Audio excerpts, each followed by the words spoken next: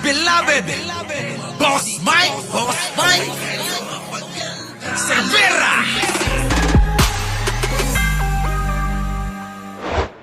Canada, mga Pilipino na hindi kailangan mag-apply ng visa. Matapos mapabilang ang Pilipinas sa listahan ng mga bansang binigyan ng visa-free entry ng Canada.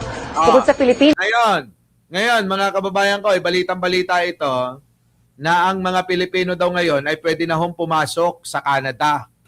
Nang wala na ho kayong visa, pwede na kayong bumili ng ticket, diretso na. Parang pupunta lang kayo ng Singapore, Hong Kong, Thailand, di ba? Punta kayo ng Macau, punta kayo ng dyan sa mga visa-free. Ngayon, mga kababayan ko, pagkakataon nyo na yan. Anong pagkakataon, Boss Mike? Hindi na kayo mahihirapan na pakita pa ng maraming pera sa bangko, hindi ninyo na kailangan magbitbit ng mga titulo, mga ORCR ng mga sasakyan na pinangalan lang naman sa inyo. Di ba? Di ba? Thank you naman, Sara de Guzman. Di ba? Hindi nyo na kailangan nyo, mga kababayan. Yung pagka kayo pupunta ng embassy, bit-bit nyo yung baol nyo. Tama? Ngayon, eto na, mga kababayan ko. Alam nyo naman sa Canada, malapit na malapit lang yan sa Amerika. Kadikit lang yan Diba? Nakikita ko, mga kababayan, ito personal kong experience. Yung pong mga nakasabay natin na mga kumukuha po ng kanilang mga visa, lalong-lalo na yan sa Amerika, mga kababayan ko, pagka hindi nabigyan, nag-iiyakan po, naaawa ako. Oo, yung bang kitang-kita mo, ang tagal ho kasi meron pang schedule. Kung kailan yung schedule mo na pumunta ng embassy para interviewin ka, magbabayad ka pa. Ang mahal din ng bayad, mga kababayan ko, lalo na kapag pinaayos mo pa, kapag ka service ka pa. Nako, mga kababayan ko. At kailangan mo pa, yung iba nga ginagawa, ay nag-check-in pa sa mga hotel dyan sa malapit sa US Embassy para nga naman hindi sila malate sa kanilang appointment. Ang daming gastos! Eto pa, ang masakit pa yung mga malalayo sa Maynila. Halimbawa, taga Mindanao ka, taga Tawi-Tawi ka, taga Batanes ka tulad ni Argo. Biruin nyo, lilipad pa kayo, gagamit pa kayo ng eroplano, makarating sa Maynila, tapos didiretso kayo ng hotel na binook ninyo, tapos aantayin nyo yung oras kung kailan yung appointment ninyo. Nako, mga kababayan ko, ang ending, eto.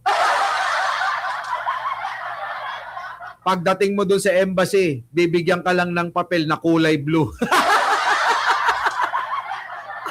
Ang sakit! Ang sakit, mga kababayan. Oo. Biruin ninyo, pagdating nyo sa embassy, bibigyan kayo ng consul ng kulay blue. Grabe, no? Asawahin ako. Nako, ayan na, asawahin nyo si Jojo Chavez. Bakit? Ano yan Oo. American citizen na yan. Argo, pagkakataon mo na yan, nandiyan si Jojo Chavez, asawahin mo na! Oo. Sabi ko nga sa inyo, mga kababayan ko, ano daw yung kulay blue? Denied ganon. Denied ka. Kapag ka ikaw ay binigyan ka ng kulay blue na na papel. Oo. At hindi pinaiwan yung pasaporte mo, asahan mo na yun. Oo. Sorry, better luck next time. Diba? Pero kapag ka sinabi sa iyo na ang passport mo, balikan mo na ito. Expect mo 1 week o 7 days, working days, yung pasaporte mo, babalik sa iyo. Ay, magsaya ka na. Sabihin expect your passport and your visa after 7 working days. Sabing ganon. Nakaw! Sigurado yan, mga kababayan, magpapatay ka na at magtutumba ka na ng kapitbahay. Celebration na malupit yan, mga kababayan. Oo. Pero, eto naman ang masakit. Oo. Yung mga nagbenta pa ng mga kalabaw, yung mga nagsanla ng mga ektaryang lupa sa probinsya na sakahin ng tatay. Di ba? Oh, yung pong mga binenta yung mga alagang baboy ni inay. Yung pong inutang nyo, yung pangkasalsana ni kuya at ni ate. Putik na yan, ano? Ang ending ang mangyayari oo, denied ka Masakit yun, mga kababayan, masakit yun. No? Oh. So ngayon, mga kababayan ko, magandang balita ito. Ang mga Pilipino ay napili, ang Pilipinas ay napili na maging visa-free na sa Canada. Eto naman mga kababayan ko. Ibig sabihin, maganda ang pagtingin ng international community sa ating bansa, sa ating mga Pilipino, sa pamamagitan ng pamumuno ni Manong Bongbong. Tama po ba? Kasi hindi ka naman bibigyan ng ganyang visa-free sa kanilang bansa kung nakikita nila ang iyong bansa o ang leader ng bansa mo ay katulad ni Duterte. Nakuha nyo? Yan po yung ibig sabihin yan. Hindi po lang good news ito. Kasi mga kababayan, tumataas ang kredibilidad ng Pilipinas sa international community. Nakuha po ba ninyo? Mga kababayan ko, abay iba talaga ang Pangulong Bongbong Marcos.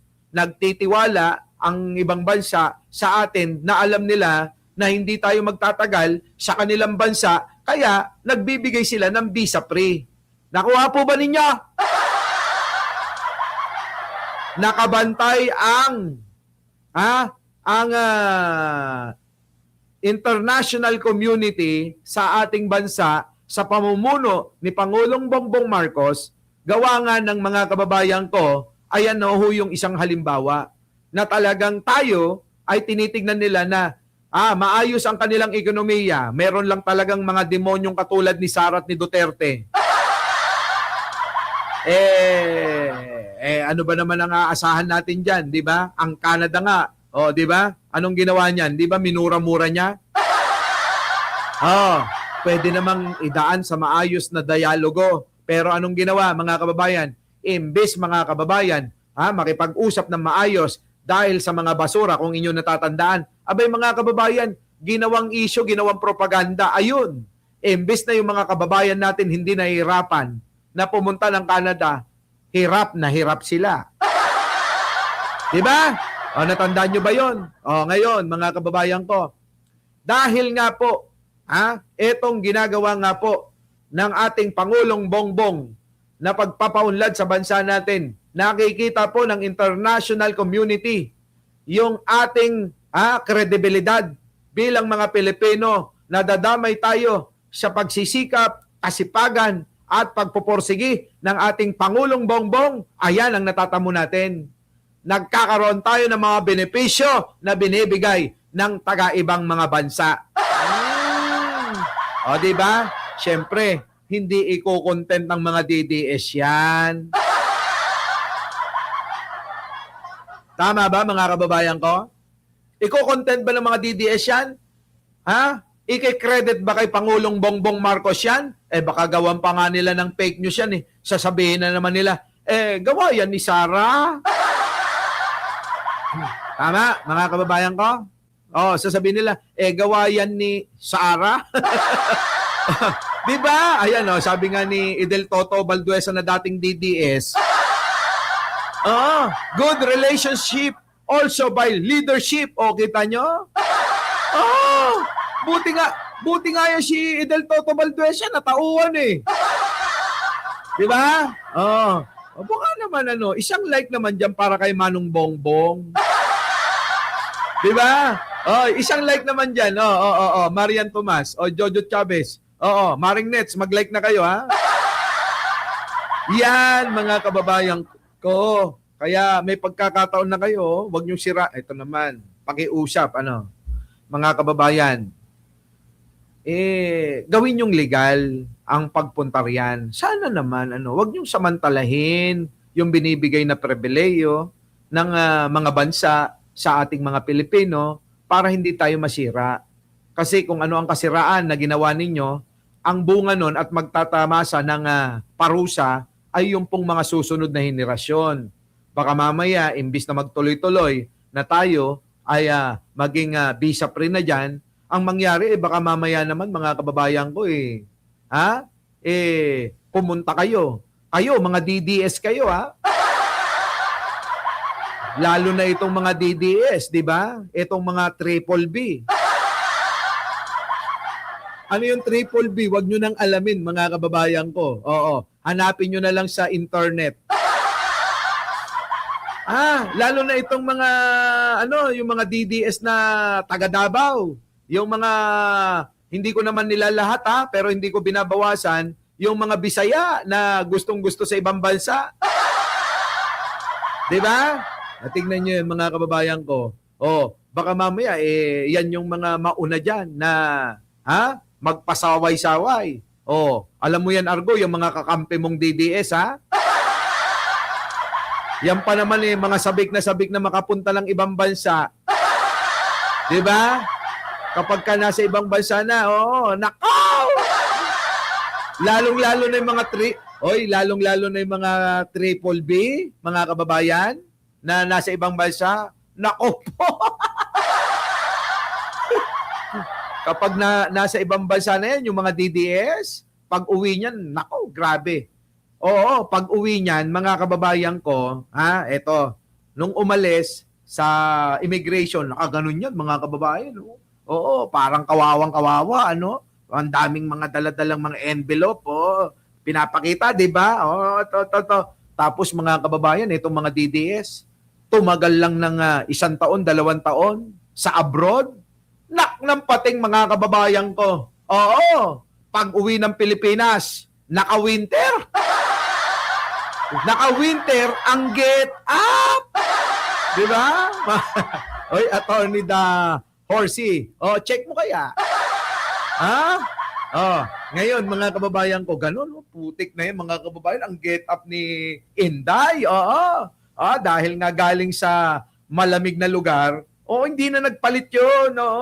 Para naman makita ng mga ng mga kamag-anak, ng mga kakilala, ng mga kababayan, pati sa immigration, na ay galing sa ibang bansa. Di ba? Feeling entitled na mga kababayan. At kapag humarap na mga kababayan sa mga immigration officer, Inglesera na. Meron ka nang maririnig na ganito mga kababayan habang kinakausap siya ng immigration officer. Come again? Come again? What do you mean? I can understand. Putik na yan. Ay, grabe mga kababayan. Natatawa na lang ako di ba? Mga ganyan na yung mga stylan. Tapos mga kababayan, hanggang paglabas ng airport yan, mga kababayan. Hanggang paglabas ng airport yan, mga kababayan, sabi ko sa inyo, taas noo yan Tapos, nako, nandyan na yung mga pamilya. Mga kababayan, syempre, dating inang mga kababayan, ang tawag niya. Oh my God, Mommy, I miss you. Putik na yan. Dati inang lang tawag mo, ngayon Mommy na. Di ba? Oh my God, Father! Unggoy, tawag mo nun, Tatang. Tapos naging Father na. Naku, grabe. Iba na mga kababayan.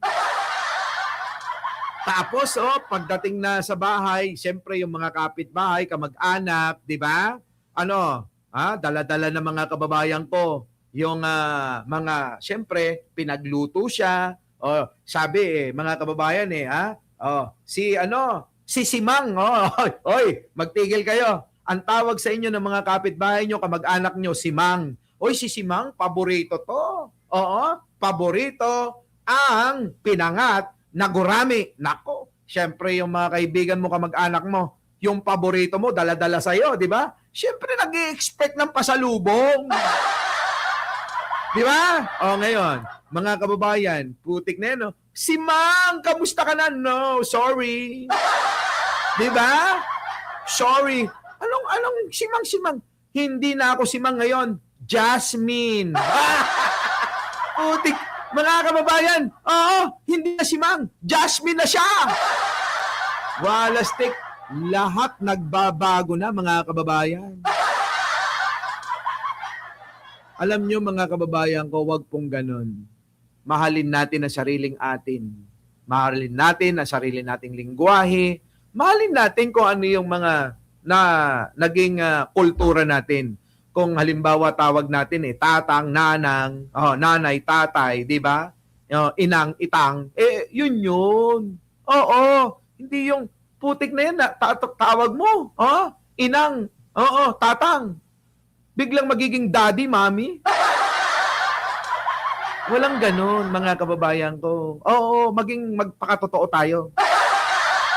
Ngayon, syempre mga kababayan ko, narinig ng mga DDS to. Malamang nag-uunahan na yan, mga kababayan. Oo.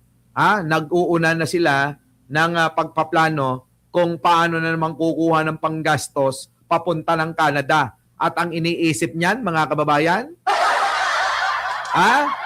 oo, ang iniisip niyan, kung paano mag-TNT dyan. Yan po, yan po ang mga DDS, katulad ni Argo. Di ba, no? Ay kasi ako, mga kababayan ko, noon at hanggang ngayon. Opo, alam nyo sa totoo lang, ako'y mapagmahal at makabayan. Bakit tukan nyo? Kahit po ako'y nasaan, kapag ka ikaw ay Pilipinong kaharap ko at nasa bansa ako, ang lingwahe ko ay Pilipino, Tagalog, Ilocano, Panggalatok, Bisaya, kung ano pa man. Pero, syempre, kapag ka nasa ibang bansa ka na ang mga kasama, ang mga kaharap mo at kausap mo ay mga banyaga, syempre gagamitin ko na yung mga pagiging German ko. Pagiging Inglesero ko. Pagiging Haponesa ko, Nihonjin ko. Mga taga-Japan, si Bambina, nagiging Nihonjin. Di ba, mga kababayan ko? Nagiging, ang salita ko, Ano bang tawag doon? Yung mga taga-Japan, ikaw, Joji, alam mo yan. Di ba? Nagiging, nakalimutan ko na. Di ba?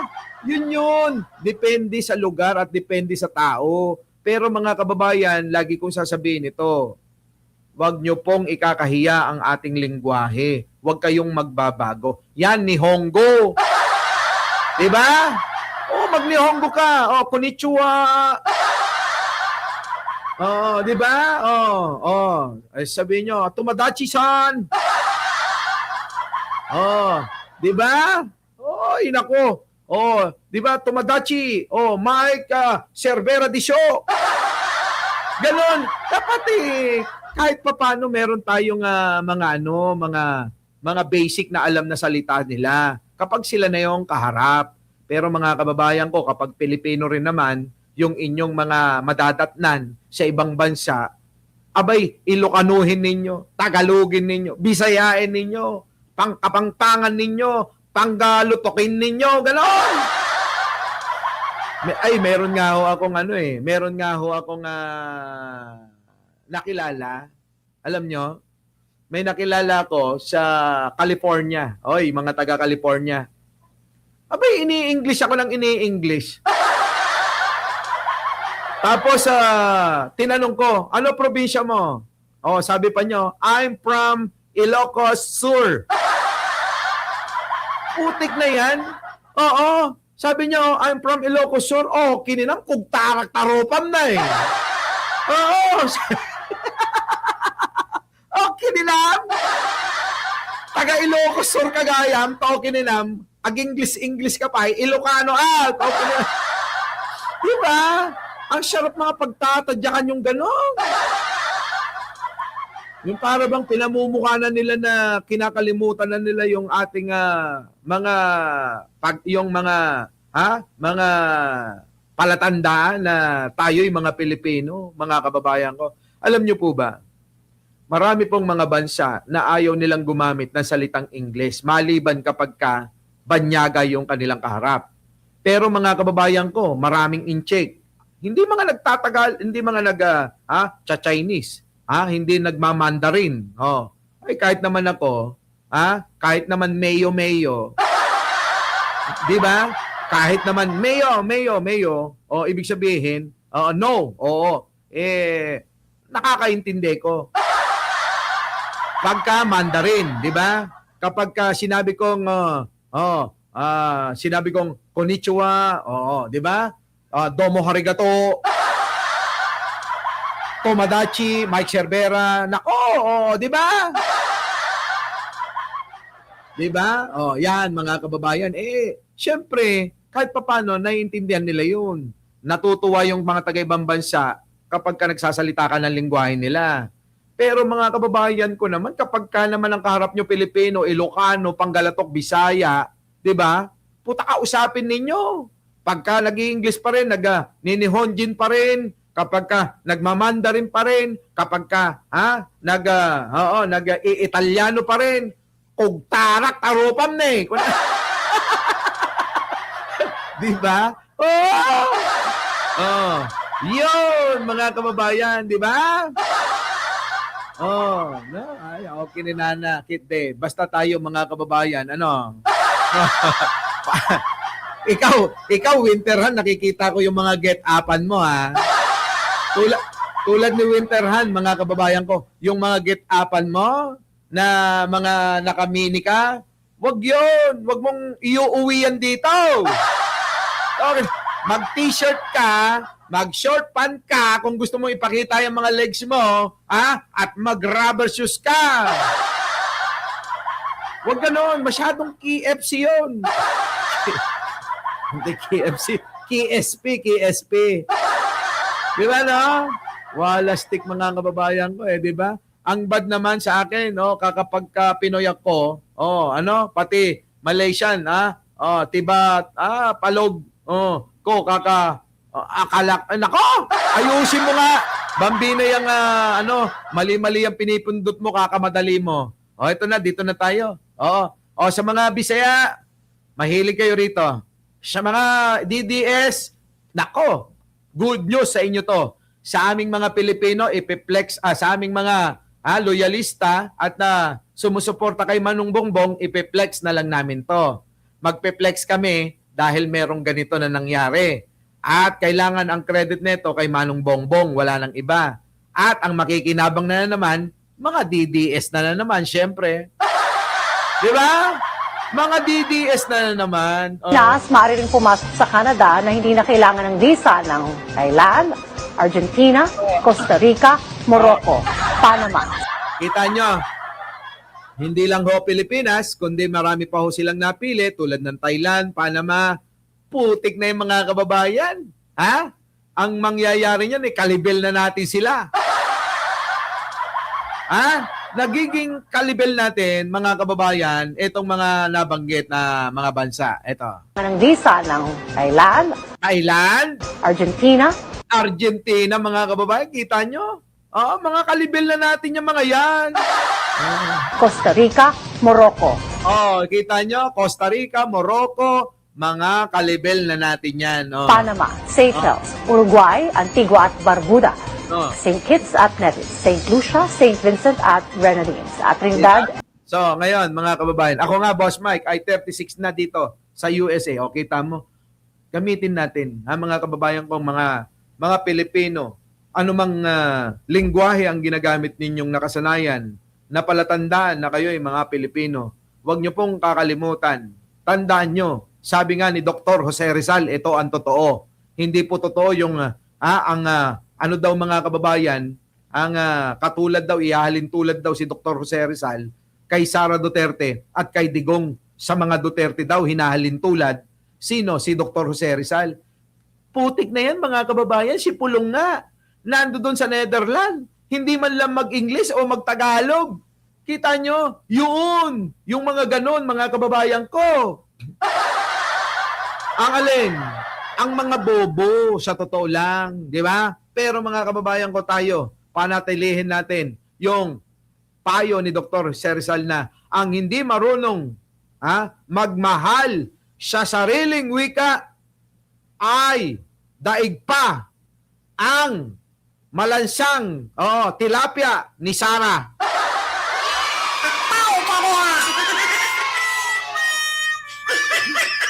Tama? Sipin nyo maigi. Sabi ni Dr. Jose Rizal, ang hindi marunong magmahal sa sariling wika ay daig pa sa malansang tilapia ni Sara. Yan yun eh. Yan sinasabi ko na sana mga kababayan ko pag nagkita-kita tayo, huwag kayong kung ano-ano. Di ba? Tulad ho sa Japan. Oo. Ay, huwag nyo nga akong nininihonggo ha.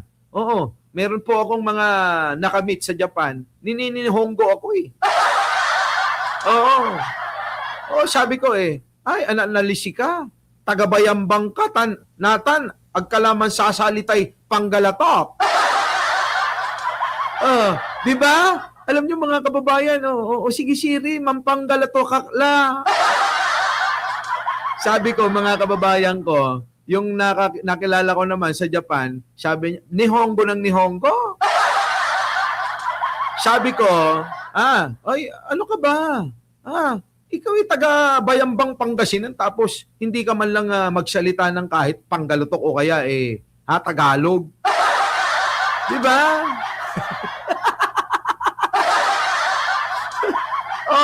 Di ba no? Kaya sabi ko, nalasi. Ditan mula, kwang ko ang. Di ba? Baby Nunez, no like, data na sagot ko sa mga Inglesera dito. Di nga, totoo. Mga kababayan ko, nakakainis di ba?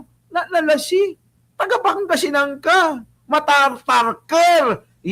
Panggalatok ka.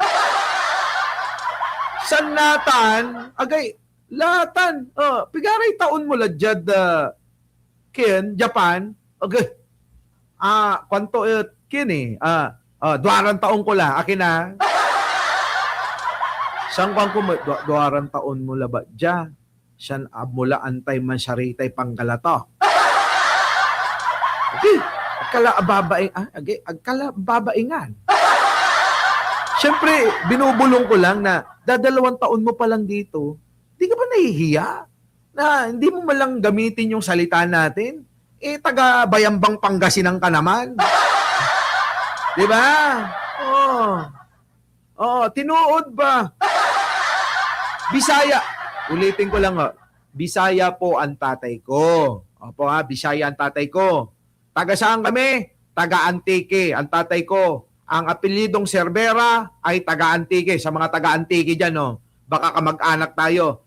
Bisaya tatay ko. Kaya lang, lumaki ako sa part ng nanay ko. Ang nanay ko, genuine na Ilocano. So, ang na-adapt ko ay yung ugali ng mga Ilocano. Nakuha nyo? At syempre, may konti rin na nakuha ako sa tatay ko. Ano yun? Galante tatay ko. Ang nanay ko, alam nyo, genuine Ilocano, ano pa asahan nyo doon? Kahit maraming pera nyo, sasabihin nyo, wala akong pera. Di ba? Ganyan sila ba? Yan, ewan ko kay Bambina kung ganyan ang naranasan. Yan, sila Marian Tomas. Si Jojo Chavez. Tingnan nyo si Jojo Chavez. Genuine na Ilocano yan, si Jojo Chavez. Natatandaan nyo ba? Mula ng ilang taon na yan dito si Jojo Chavez, ni minsan hindi nga nagbigay ng super sticker.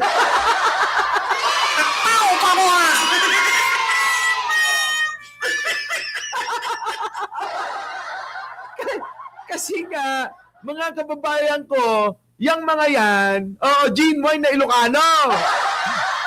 kahit na sabihin niyan mga yan, wala akong pera, nuknukan ka. Mga kababayan, baul-baul ang pera niyan. Oo, ganon. 'Di ba? So yun yung part ng nanay ko. Yung tatay ko iba yun. Oo. Yun naman ang advantage ng mga Bisaya. Galante. Yung tatay ko kahit walang pera yon, pag may bisita, nako, 3 case agad ang ihaharap eh. Oo, 'di ba? Kaya nga yung mga vlogger gustong-gusto nila sa mga DDS kasi mga galante yung mga Bisaya doon. Uto-uto pati. Oo. 'Di ba? 'Di ba karamihan ng hindi ko naman nilalahat uli Hindi ko nilalahat. Karamihan ng mga Bisaya uto-uto. Ito abangan nyo May kasama akong Bisaya, 2. Oo. Di ba, aalis ako sa isang bukas o aalis ako bukas ng gabi. Oo, nasa ibang bansa ako. Tignan nyo, uutuin ko yung Bisaya.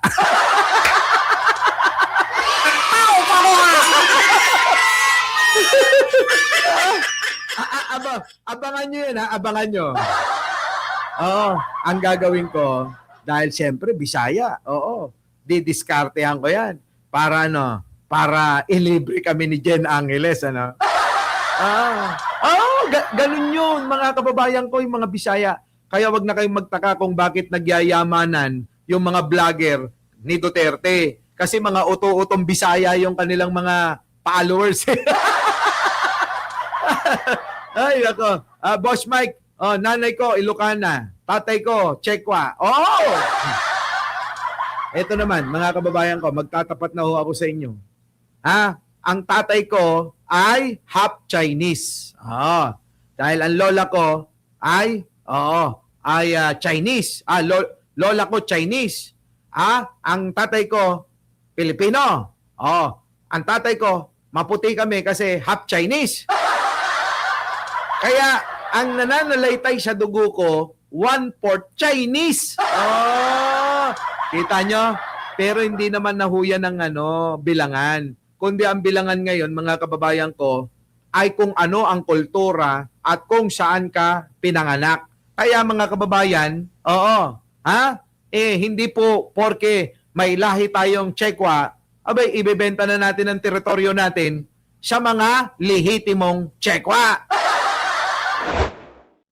Our beloved Boss Mike Cervera.